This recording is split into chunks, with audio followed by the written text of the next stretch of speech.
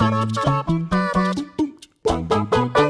guys, what's up? It's Jules here for WhatCulture, here with my dad and very good friend Simon Miller, fresh off the back of doing one of many Square Enix speeches on Just Cause 4. That's right. And it's one of those things where I just wanted to catch you and just really talk to you about it, because I'm not saying you look knackered, but you look like you've got stories behind those beautiful eyes. I do have stories. And I've just got one question for you, man. What's it like actually working here, doing one of these events? Well, as you can hear by my voice, if you're doing the hosting stuff, eventually it will ruin your voice. But yeah, I mean, like, I guess I call it my spare time job. I don't know what I call it, but every now and then these gaming conventions comes along and they always need a host or a voice that will be loud. I think the last one I did before this, someone actually rang up and said, Simon, can you just come and like sell my wares like you're at a carnival? And I didn't even get a microphone. It was just like, use your voice. I said, okay. And I kind of like doing that. I like the live environment, so I'd always take them on. And so yeah, EGX 2018, Square Enix needed someone to come in and host their Just Cause stage.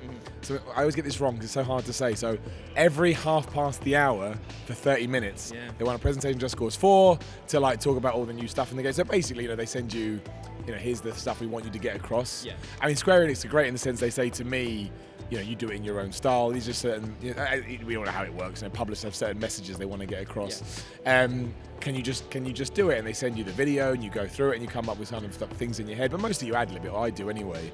So yeah, that's what I've been doing. And I did it last year as well when I was actually doing commentary over gameplay, which was much harder than this. Because that's bespoke footage, right? You don't actually know what to expect. Right. But yeah, it's weird, like, I haven't done a show. I used to do shows sort of covering them, but I haven't done that for a while now, just through ifs, buts and maybes.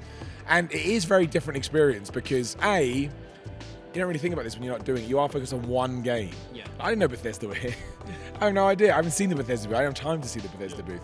So it's not, I'm not going to say, it is hard work, but I'm not going to say it's like, I enjoy doing it. I'm not trying to pretend it's like a grind or anything. It's really fun. Like, you get to present video games. I love video games. You get to do it. Square Enix is a great company to work for.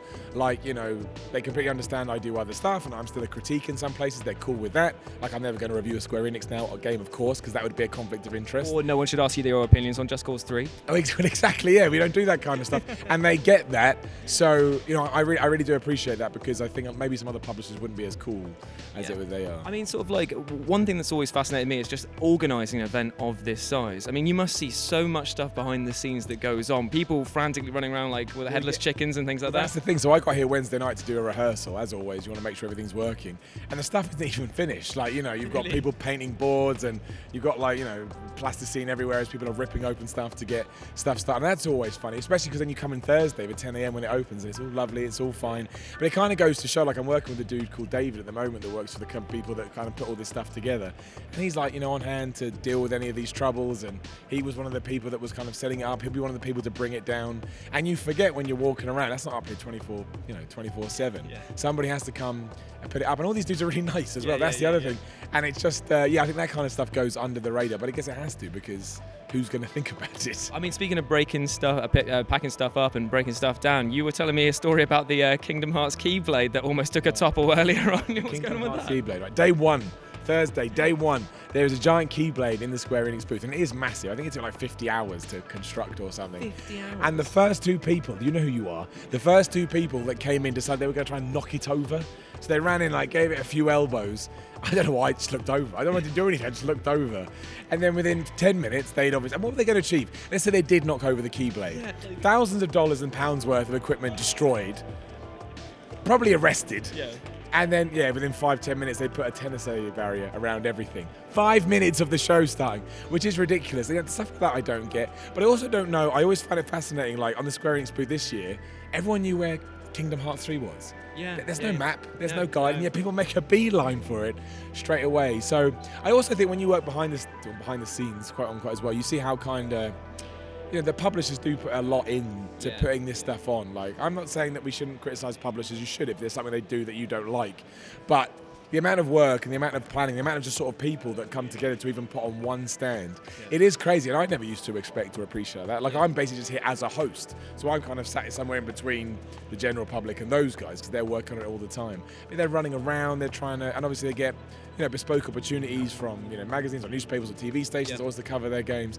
So these 4 days, again, it's still a fun gig, but they really are running around a lot. And I always respect that, to see people putting that much time and sort of effort into making this thing a success. I mean, we watched one of your presentations presentations as well. The amount of effort that you're putting in to do that, even though you say you're doing the same sort of speech every single time, you can tell that it's like, and I'm on doing that. Like, that's got to be draining. It takes a toll on you. And it's like people behind the scenes, just because they're not on stage, it takes a toll on them as well, doesn't it? Like, yeah, that's it. And well, I like to see it as, if somebody wants to hire Simon Miller as a host.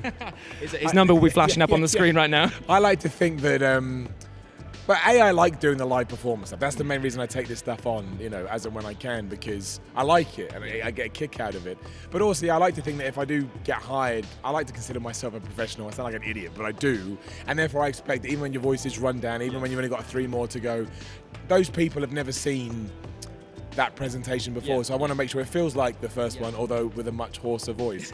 Again, this sounds so sad and cheesy. I get it, right? Comment going, yes, I just I am. But I kind of pride myself on that a little bit too. I like to go away and people to go, he did a good job. Like, maybe we'll get him back in the future. That does mean a lot to me. It just does. I'm old-fashioned like that. Well, I mean, I had the pleasure of seeing one of the Sony people doing this wheel where they were spinning it and giving out prizes. He looked fine for the first couple of spins. By about the 8th or 9th, he wanted to hang himself. I was just like, what's going on here? Here you go. You want some behind-the-scene things talking about that. Yeah, so Shooter McGavin's at the wheel. Yeah. So Square Enix are also giving out free hats after every Just Cause 4 presentation. My word. You mentioned the word free at any gaming exhibition. They all go crazy. One guy came up to me afterwards and he went, you can bleep this out, because I want quotes here. He goes, you're a prick, mate. I said, excuse me? He goes, you're a prick. I was like, okay, would you like to tell me why? And he goes, I went to the left of the stage, I went to the right of the stage, I went to the middle of the stage, and you didn't give me a hat. Now, I've learnt long ago, when you give out free stuff, you do this. Because then you're not making eye contact with anyone. If someone accidentally gets 2, I can't control that. Yeah. So I said that to him. I said, look, I don't look who I'm giving hats to. It's a lie. I'll be honest with you. If you're a kid, I'm giving you a hat. Because I know kids appreciate that stuff more. They just do. You see their face light up. It's lovely. Remember that games are, for that kind of thing. And I said, I would have given you a hat if I had known, but I don't know where you are. And I said, also, if you had said, please may I have a hat, I do have more I could give into. But don't go in swearing at you, like. So he said to me, well, please can I have a hat? I said, no, you called me a prick. And he went, you prick. And he walked off. That I don't understand. Like, that stuff to me is crazy. I mean, free stuff is great, but it's just a free hat. Like, it's a South Park joke, free hat. I mean, I got a free hat. It's pretty sweet, to be honest. I'm not gonna free hat. I know you, so let's not pretend it's not corrupt too. Of course it's corrupt. If I know people, Scott's behind the camera, he got a hat too. Like, yeah. And anyone that said, oh, it's the WhatCulture guy, they got a hat as well, because I'm shallow. But yeah, people like that I don't understand. I don't understand at all. That's crazy. Weird mentality, that, but still. At least you can say that for the most part, people are all right, decent folk behind the scenes. I like doing these kind of shows because mostly you see a real passion for gaming, which is always great. Kind of gets lost on the internet a little bit. Even when someone's excited about a free hat, it's nice. It's done for the right reasons. Like I say, from a personal point of view, I like doing the hosting.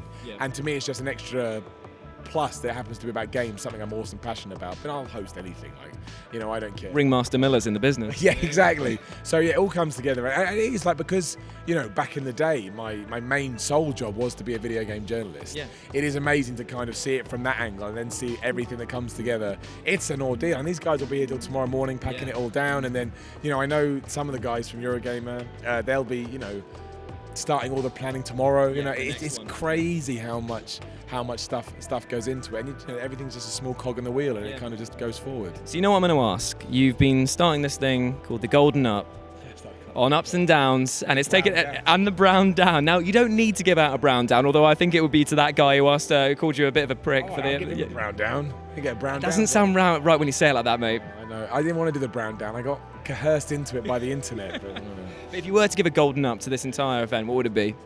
Game-wise. Or just in general, just the people that you've been working with. I do like these events. I do like doing these events. I love live performances. I'm that guy. For that reason, I get a kick out of it, so I can get a Golden Up. But I mean, in terms of the games that I hear, what has impressed me? I'm not gonna lie. I can only sort of zoom around quickly because I've been doing a job, obviously. But saying like we've not been working this event. I think probably Hitman 2. Because I really like the first Hitman. It sounds like Warner Brothers really got behind IO for this. So I'm hoping they can actually sort of achieve what they obviously, because you reintroduce a game and then you build on it. So yeah, fingers crossed. So there we go. Thank you, Simon, for your time. I know that you probably got to go and do another 5 more, haven't you? do. I should go back in 5 minutes. Yeah. Done that perfectly, Jules. It's what I do. It's what I do for a living. But yeah, for more coverage on EGX and just for more Simon Miller in general, make sure that you're subscribed to WhatCulture. Right. You want to pop anything else out? You want to pop the boys in out of the way with your final statements? Yeah, you can do the outro. No, yeah, go to WhatCulture Wrestling. See me there. We're up those downs. We'll ask the question why. What else do we do on there? We do some lists and then go to stay on WhatCulture Gaming. I think that we should start what you were saying earlier. If, buts and maybes. That's 3 new series you just started. Yeah. If, buts and maybes. If 5 insane things, you got that too. Oh yeah. Thank you very much. Yeah. You can just list through everything. We've got lists. Just go there.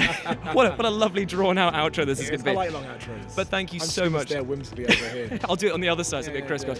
But thank you so much for watching. And as always, I've been Jules. I've been Simon Miller. You've been awesome, and we'll speak to you soon. Bye.